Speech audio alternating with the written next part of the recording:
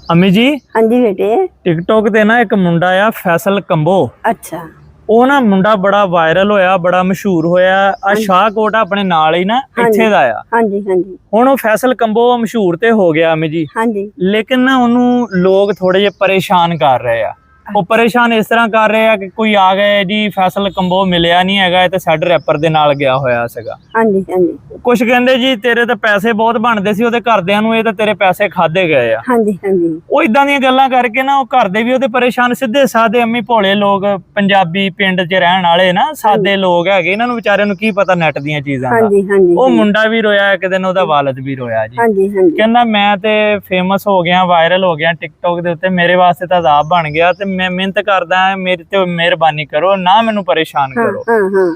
ਤੇ ਫੈਸਲ ਕੰਬੋ ਨੂੰ ਤੁਸੀਂ ਕੀ ਕਹਿਣਾ ਚਾਹੋਗੇ? ਕੀ ਕਹਿਣਾ ਚਾਹੁੰਦੀ ਆ ਇਹ? ਅੱਛਾ ਬੇਟੇ, ਮੈਂ ਫੈਸਲ ਕੰਬੋ ਨੂੰ ਇਹ ਕਹਿਣਾ ਚਾਹੂੰਗੀ ਜੀ ਅਮੀ ਜੀ ਕਿ ਪੁੱਤ ਕਦੀ ਵੀ ਪਰੇਸ਼ਾਨ ਨਾ ਹੋਵੋ। ਹਾਂਜੀ। ਜਿਸ ਵੇਲੇ ਅੱਲਾਹ ਤਾਲਾ ਸੁਣਦਾ ਹੈ ਨਾ, ਜੀ ਅਮੀ ਜੀ, ਰਿਜ਼ਕ ਦਿੰਦਾ ਆ ਤੇ ਉਹਦੇ ਉੱਪਰ ਰਹਿਮ ਕਰਦਾ ਆ, ਤੇ ਜਿਹੜੇ ਆ ਸੱਪ ਠੂਏ ਕੀੜੇ ਕੀੜੀਆਂ ਕਾਢੇ, ਇਹ ਜ਼ਰੂਰ ਕੀੜੀਆਂ ਕਾਢੇ ਆ ਜਿਹੜੇ ਡੰਗ ਦੁਸ਼ਮਣ ਸੜਦੇ ਆ ਜੀ, ਦੁਸ਼ਮਣ ਹੀ ਆ ਨਾ। ਹਾਂਜੀ ਹਾਂਜੀ, ਇਹ ਸੜਦੇ ਆ। ਤੇ ਪੁੱਤ ਸਾਨੇ ਦੀ ਕੋਈ ਜ਼ਰੂਰਤ ਨਹੀਂ, ਸਬਰ ਕਰਨਾ, इंशाअल्लाह ताला। परेशान होने की जरूरत परेशानी नहीं करनी चाहिए, ते तू बिल्कुल खुश रहना है, अल्लाह पर भरोसा रखना है, अल्लाह के सिवा कोई नहीं हैगा। ते बाकी पोती जेड़ा तेरा उस्ताद है ना जी अम्मी जी, बकार, ਉਹ ਕਿਦਾਂ ਅਮੀ ਜੀ ਉਸਤਾਦ ਵਕਾਰ ਭਿੰਦਰ ਕਿਦਾਂ ਉਹਦਾ ਉਸਤਾਦ ਜੀ? ਵਕਾਰ ਭਿੰਦਰ ਦੇ ਕੋਲ ਪੁੱਤ ਤੂੰ ਮੈਨੂੰ ਦੱਸਿਆ ਸੀਗਾ ਵੀ ਵਕਾਰ। ਹਾਂ ਵਕਾਰ ਭਿੰਦਰ ਦੇ ਕੋਲ ਗਿਆ ਸੀ ਜਦੋਂ ਬੜੀ ਵੀਡੀਓ ਵਾਇਰਲ ਹੋਈ ਸੀ। ਮੈਂ ਤੁਹਾਨੂੰ ਦੱਸਿਆ ਸੀ ਅਮੀ, ਉਹ ਗਰੀਬ ਜਿਹੇ ਮੁੰਡੇ ਦੇ ਨਾਲ ਨਾ, ਮਾੜੇ ਮੁੰਡੇ ਦੇ ਨਾਲ ਵਕਾਰ ਭਿੰਦਰ ਨੇ ਵੀਡੀਓ ਬਣਾਈ ਆ, ਜਿਹਦੀ ਵਜ੍ਹਾ ਤੋਂ ਮੈਂ ਹੋਰ ਇੱਜ਼ਤ ਕਰਨ ਲੱਗ ਗਿਆ ਸੀ ਵਕਾਰ ਭਿੰਦਰ ਦੀ। ਜੀ ਜੀ ਜੀ ਮੈਨੂੰ ਯਾਦ ਆ ਗਿਆ। ਉਹ ਬੱਚਾ ਬਹੁਤ ਹੀ ਅੱਛਾ ਹੈ ਜਿਹੜਾ ਵਕਾਰ ਭਿੰਦਰ ਹੈ ਨਾ। ਜੀ ਜੀ ਅਮੀ ਜੀ, ਬਹੁਤ ਹੀ ਅੱਛਾ ਬੱਚਾ ਆ। देख ला ਉਹਨੇ ਇਸ ਬੱਚੇ ਨੂੰ ਕਾਮਯਾਬ ਕੀਤਾ। ਹਾਂ ਵੀ ਵੀਡੀਓ ਬਣਾਈ, ਉਹਨੂੰ ਖਿਆਲ ਕੀਤਾ ਉਹਦਾ ਬੜੇ ਪਿਆਰ ਦੇ ਨਾਲ, ਬੜੇ ਪਿਆਰ ਨਾਲ। ਦੇਖ ਲਾ ਕਿ ਉਹਨੂੰ ਕਾਮਯਾਬੀ ਮਿਲੀ। ਜੀ ਜੀ ਜੀ ਅਮੀ ਜੀ, ਇਹ ਬੱਚਾ ਬਹੁਤ ਅੱਛਾ ਆ। ਲੈ ਵੀ ਇਹਦਾ ਵੀ ਬਹੁਤ ਬਹੁਤ ਆ, ਜਿਹਨੇ ਗਰੀਬ ਦੇ ਬੱਚੇ ਨੂੰ ਤੇ ਖਿਆਲ ਕੀਤਾ। ਤੇ ਉਹਦੀ ਵੀ ਵਕਾਰ ਭਿੰਦਰ ਅੱਛਾ ਮੁੰਡਾ ਆ ਅਮੀ ਜੀ, ਔਰ ਮਾੜਿਆਂ ਦਾ ਸਾਥ ਦਿੰਦਾ ਆ, ਆਪਣੇ ਸਾਦਾ ਰਹਿੰਦਾ ਆ। ਇੰਨੀ ਇੱਜ਼ਤ ਇੰਨੀ ਦੌਲਤ ਸ਼ੋਹਰਤ ਦੇ ਬਾਵਜੂਦ ਵੀ ਨਾ ਸਾਦਾ ਰਹਿੰਦਾ।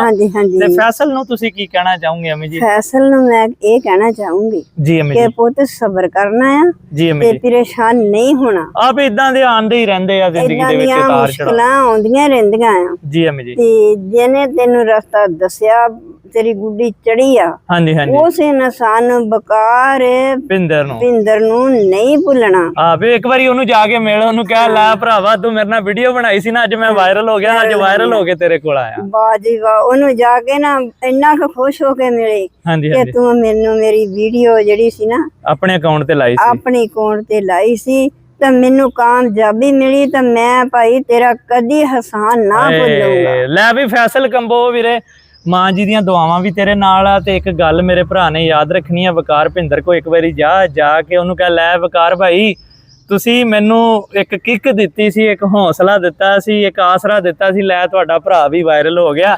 ਤੇ ਸਾਨੂੰ ਵੀ ਖੁਸ਼ੀ ਹੋਏਗੀ, ਤੇਰੇ ਚਾਹਣ ਵਾਲੇ ਸਾਰਿਆਂ ਨੂੰ ਖੁਸ਼ੀ ਹੋਏਗੀ। ਅਸੀਂ ਪਿੰਡਾਂ ਵਾਲੇ ਆ ਵੀਰੇ, ਅਸੀਂ ਸਾਦਾ ਜੇ ਬੰਦੇ ਆ, ਸਾਦਾ ਦੇ ਨਾਲ ਹੀ ਰਹਿਣਾ ਚਾਹੀਦਾ। ਉਹ ਕੀ ਕਹਿੰਦੇ ਅੰਮੀ, ਊਠਾਂ ਵਾਲਿਆਂ ਨਾਲ ਯਾਰੀ ਤੇ ਬੂਹੇ ਕਿਵੇਂ ਨੀਵੇਂ, ਬੂਹੇ ਵੀ ਕਹਿੰਦੇ ਦਰਵਾਜ਼ੇ ਕਿਉਂ ਨੀਵੇਂ, ਤੇ ਅਸੀਂ ਊਠਾਂ ਵਾਲਿਆਂ ਨਾਲ ਕਿਉਂ ਯਾਰੀ ਰੱਖਣੀ, ਬਾਕੀ ਸਾਰੇ ਹੀ ਚੰਗੇ ਆ। ਲੇਕਿਨ ਵਕਾਰ ਭਿੰਦਰ ਤੇ ਫੈਸਲ ਕੰਬੋ ਇੱਕ ਸਾਦਾ ਜੇ ਪਿੰਡੂ ਔਰ ਪਿਆਰ ਕਰਨ ਵਾਲੇ ਔਰ ਸਾਦਾ ਜੇ ਲੋਕ ਆ, ਇਹਨਾਂ ਨੂੰ ਪਰੇਸ਼ਾਨ ਨਾ ਕਰਿਆ ਕਰੋ ਯਾਰ।